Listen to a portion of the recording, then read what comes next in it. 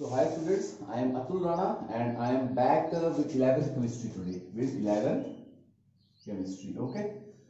So 11th chemistry today. So how many this we have done up to Bohr model? Today I will tell you about the plus and minus of Bohr model, advantages and this plus points and the negative points of the Bohr model. Okay. This will be today's topic and Bohr model will be finished after this. Okay. So we will discuss the advantages and disadvantages plus points of Bohr model and negative points of Bohr model. Okay. So at plus points of Bohr model, plus points of Bohr model, plus points of Bohr's model. Okay, कि उसने अच्छी चीजें क्या बोली थी Bohr model ने. तो first चीज उसने बोल दी थी कि रदरफोर्ड का drawback, Rutherford can not explain the stability of the atom, explain the stability of the atom, can not explain the stability of the atom, stability of the atom. Okay, Rutherford atom की stability explain नहीं कर पाया क्योंकि electron जब according to Rutherford electrons will revolve around the nucleus. तो जब वो revolve करेंगे तो they will emit energy and they will ultimately fall into nucleus. Okay, तो this in this way atom will not be stable because electrons are falling into the nucleus ultimately. But Bohr introduced a new concept called introduced quantization of energy. Introduced quantization of energy. Was Bohr introduced quantization of energy? Okay, and said that while revolving in this quantized orbit, and said that while revolving in these quantized orbits, in these quantized orbits, की orbits हैं, they have fixed energy, they are quantized. So while revolving in these quantized orbits, K, L, M, N जो भी है, electrons don't lose energy. Electrons don't lose energy. Don't lose energy. So he said that Bohr ने कोई Rutherford ने K, L, M, N नहीं बताए थे, shell नहीं बताए थे डेफिनेटली, इसने K, L, M, N बता दिया और बोला कि इन ऑर्बिट्स की एनर्जी क्वांटाइज्ड है, मतलब फिक्स्ड एनर्जी है और जो इलेक्ट्रॉन इनमें घूम रहे हैं वो एनर्जी इमिट नहीं करते हैं. They don't lose energy, so they will not lose energy, they will not fall into nucleus, hence atom is stable. Okay, second उसने क्या दे दिया, हाइड्रोजन एटम के लिए उसने एनर्जी दे दी ऑर्बिट की, एनर्जी ऑफ ऑर्बिट बता दी. एनर्जी ऑफ ऑर्बिट की value दी थी उसने -1312 upon n square into z square. z atomic number था हाइड्रोजन लाइक स्पीशीज के लिए. फिर उसने क्या बता दिया था, एनर्जी की वैल्यू बता दी थी उसकी, क्या बोलते और क्या बता दी थी उसने, रेडियस बता दिया था कि रेडियस कितना होगा, रेडियस ऑफ ऑर्बिट, हर एक ऑर्बिट का रेडियस उसने कितना बताया था, a nought n square by z, where a nought is equal to 52.9 picometre. मैं आपको को रिवीजन कर रहा हूं ताकि दोबारा से आपके दिमाग में बात चली जाए. इसको बोहर रेडियस बोल देते हैं, इसको बोहर रेडियस बोल देते हैं. This is was known as Bohr radius. फिर उसने तीसरी चीज क्या बता दी थी, उसने तीसरी चीज बता दी वेलोसिटी की, किस स्पीड से इलेक्ट्रॉन मूव कर रहा था. उसने वेलोसिटी कितनी दी थी, वेलोसिटी ऑफ इलेक्ट्रॉन उसने दी था v nought into z by n, v nought into z by n. z मतलब एटॉमिक नंबर, हाइड्रोजन होगा तो 1 होगा, हीलियम प्लस होगा तो 2 होगा, लिथियम 2 प्लस होगा तो 3 होगा. Hydrogen and hydrogen like species, hydrogen and hydrogen like species जिनके पास क्या है, एक इलेक्ट्रॉन है. ठीक है, उसके बारे में उसने बात की थी. तो v नॉट की वैल्यू क्या दी थी उसने, 2.188 इंटू 10⁸ सेंटीमीटर पर सेकंड. इस हिसाब से हम किस ऑर्बिट में k होगा तो 1 डालेंगे, l होगा तो 2 डालेंगे, वेलोसिटी निकालेंगे. फाइनली उसने एंगुलर मोमेंटम, इलेक्ट्रॉन जब घूम रहा है तो उसका मोमेंटम एंगुलर मोमेंटम होता है, सीधा चले तो लीनियर मोमेंटम, सर्कुलर में घूमे तो एंगुलर मोमेंटम. उसकी वैल्यू कितनी बताई, n h/2 पाई. ओके, फिर सारी चीजें कैसे बताई थी, बोहर ने बताई थी. So this were the plus points of Bohr. Okay, अब उसके देखो नेगेटिव पॉइंट्स क्या थे. अब उसके नेगेटिव पॉइंट्स क्या थे, प्लस पॉइंट तो तुमने बता दिए, रिवाइज भी करा दिए. अब बोहर के नेगेटिव पॉइंट्स लिख लो, नेगेटिव पॉइंट्स ऑफ बोहर.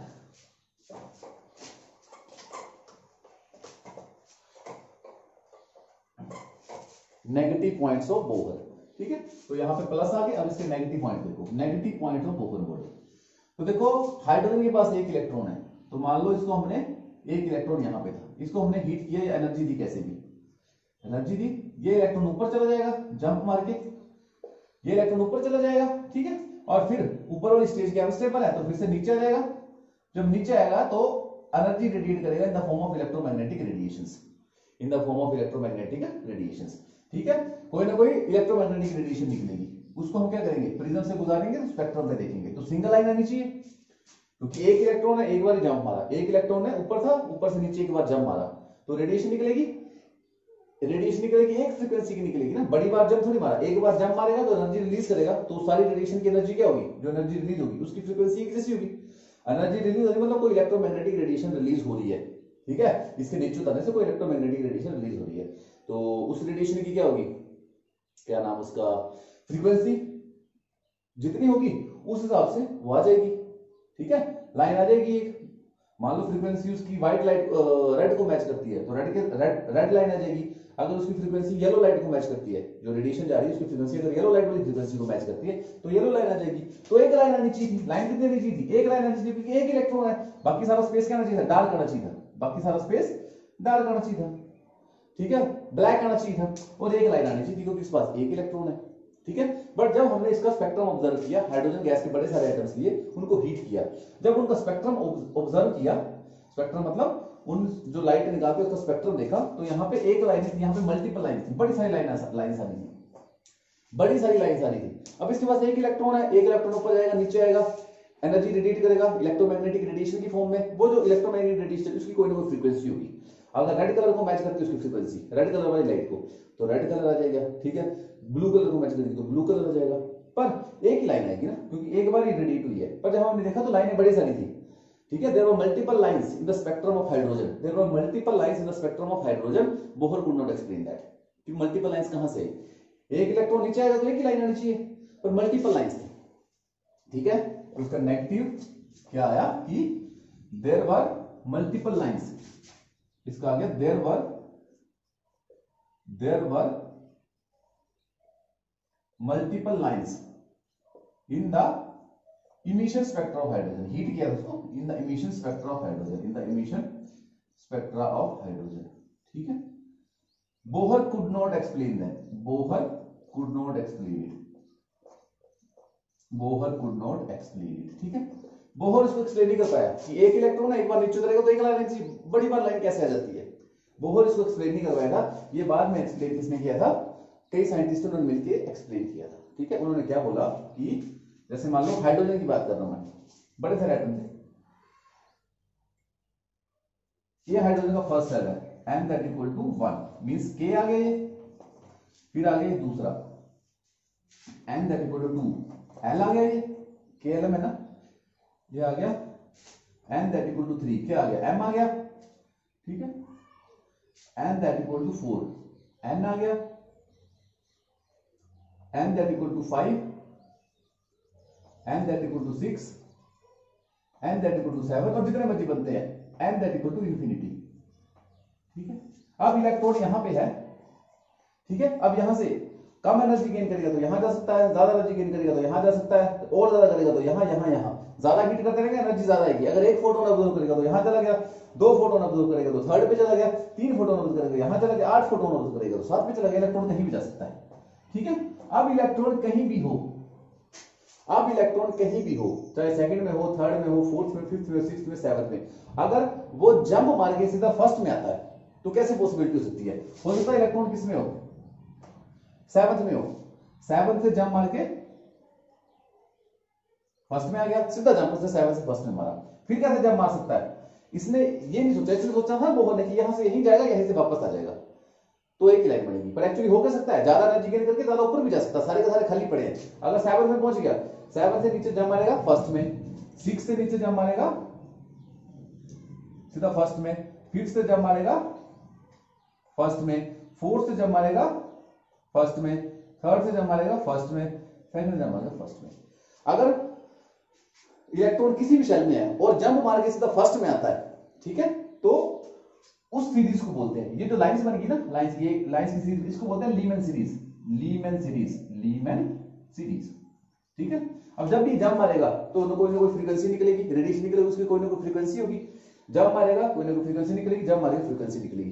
तो जो सारी की सारी फ्रीक्वेंसी है जो इस जंप्स की वजह से है वो यूवी रीजन में आनी है, मतलब जो नीचे आ रही ना, ये जैसे इलेक्ट्रॉन नीचे जंप मारेगा रेडिएशन निकलेगा, उसकी कोई ना कोई फ्रीक्वेंसी होगी, तो जब भी वो किसी भी शेल से फर्स्ट में जंप मारता है तो रेडिएशन जो निकलती है उनकी फ्रीक्वेंसी जो यूवी रीजन है, यूवी रीजन की फ्रीक्वेंसी कितनी है, ऑलमोस्ट 10⁻80 हर्ट्ज तक है, उसको मैच करती है। तो लीमन सीरीज मतलब कहां दिखती है हमें, यूवी रीजन में दिखती है, अल्ट्रावायलेट रीजन में। ठीक है, ये केस आ गया जब जंप लीमन सीरीज मतलब जब जंप कहां मारेगा, फर्स्ट में जंप मारेगा। अब हो सकता है कि वो कहीं भी हो पर जंप कहां में मारे, सेकंड में मारे। 7 से मान लो जंप मार दिया उसने, सेकंड में मारा। 6 से जंप मारा उसने, सेकंड में। 5 से जंप मारा उसने, सेकंड में। 4 से जंप मारा, सेकंड में। 3rd से जंप मारा, सेकंड में। ठीक है, जब अल्टीमेट इलेक्ट्रॉन कहीं भी हो पर फाइनल जंप सीधा एक जंप मार के सेकंड में आ जाए तो उसको बोलते हैं बाल्मर सीरीज, उसको बोलते हैं बाल्मर सीरीज, उसको बोलते हैं बाल्मर सीरीज। बाल्मर और लीमन साइंटिस्ट के नाम से जिन्होंने सीरीज को डिस्कवर किया, उसको बोलते हैं बाल्मर सीरीज। कहीं से भी अगर सेकंड में आता है सीधा जंप तो बाल्मर सीरीज। ठीक है, ये सीरीज जो नीचे जंप मारेगी तो रेडिएशन इमिट होगी, उसकी जो फ्रीक्वेंसी होती है वो विजिबल रीजन से मिलती है, विजिबल रीजन और कलर्ड आएगा, विजिबल रीजन से मैच करती है। ठीक है, अब कोई भी इलेक्ट्रॉन कहीं भी है और सीधा जंप थर्ड में मारता है, किसमें मारे, थर्ड में जंप मारे, इससे मारे या फिफ्थ से मारे, ठीक है, 4th से मारे, अगर थर्ड में जंप मारता है, ठीक है, थर्ड में जंप मारता है तो उसको बोलते हैं पास्टल सीरीज, पास्टल सीरीज। ये सीरीज आती है इंफ्रारेड में, आईआर रीजन में, इंफ्रारेड रीजन में आती है।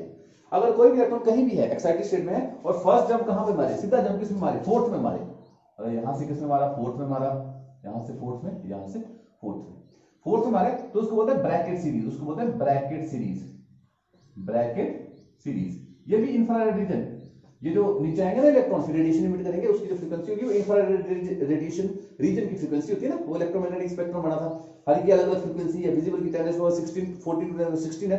तो ये जो रेडिएशन निकलेगी इनकी फ्रीक्वेंसी जो इंफ्रारेड रीजन में भीतर की फ्रीक्वेंसी होगी उससे मैच करेगी, ब्रैकेट आ गई।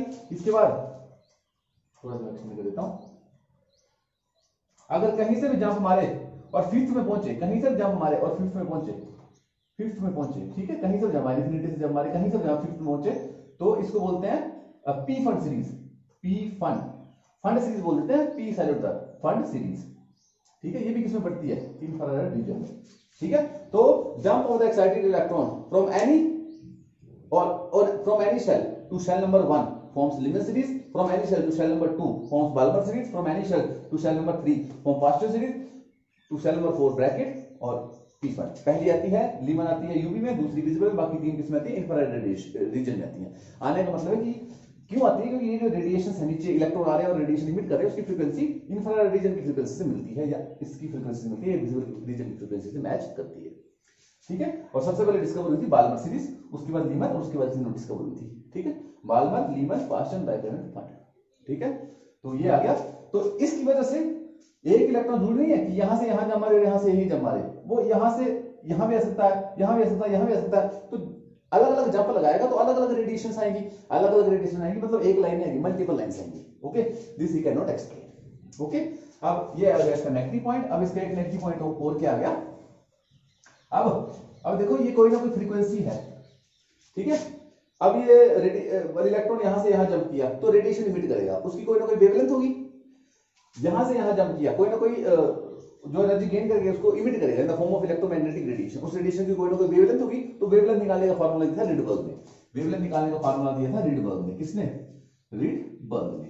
उसने क्या फार्मूला दिया वेवलेंथ निकालने का, उसने फार्मूला दिया Rydberg constant, sorry 109,677 into 1 by n lower shell का square minus 1 by n upper shell का स्केयर।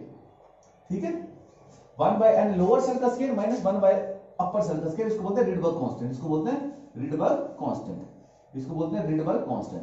10996 को बोलते हैं Rydberg constant, Rydberg constant scientist के नाम पे रिडबर्ग कांस्टेंट, रिडबर्ग कांस्टेंट है 109,677 पर सेंटीमीटर, इसकी यूनिट है पर सेंटीमीटर।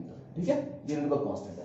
तो इसलिए फार्मूला दिया था वेवलेंथ निकालने का। मान लो लोअर सेल का मतलब है अगर एक इलेक्ट्रॉन थर्ड से 1 में जंप मार रहा है, अपर में आएगा 3, लोअर में आएगा 1। अगर मान लो 5th से 2nd में जंप मार रहा है, 5th से 2nd मार रहा है तो यहाँ पे 5 आएगा, यहाँ पे 2 आएगा। तो this was the formula given by Rydberg for finding out the wavelength of the, कितनी वेवलेंथ अपर से डाउन में करेगा तो कितनी वेवलेंथ है, ये फार्मूला उसने दिया था। ठीक है, this is known as Rydberg constant. कई बार इसकी वैल्यू पूछ लेते हैं, you should remember it. Okay, अब इसने इट कैन नॉट एक्सप्लेन, इसका ये हो गया। सेकंड इसका मेन आ गया, it can not explain Stark effect and Stark effect. Stark effect क्या होता है कि जब हम स्पेक्ट्रल लाइन, कोई स्पेक्ट्रा आ रहा है, कोई स्पेक्ट्रा की लाइन है, उसको अगर हम इलेक्ट्रिक फील्ड में रख दें तो स्पेक्ट्रल लाइन टूट जाती है, ये बेंड हो जाती है। बेंडिंग और splitting of spectral line under the influence of magnetic field is called as Stark effect. उसको एक्सप्लेन नहीं कर पाया था, ठीक है। स्प्लिटिंग और bending of spectral line, spectral कोई भी लाइन है, under the influence of electric field is called as Stark effect. Stark नाम के साइंटिस्ट ने ढूंढा था। स्पेक्ट्रल लाइन की जगह अगर तुम इलेक्ट्रिक फील्ड लगा दोगे तो वो बेंड हो जाएगी या टूट जाएगी, और छोटी छोटी लाइंस में। तो स्प्लिटिंग और bending of spectral line under the influence of electric field is called as Stark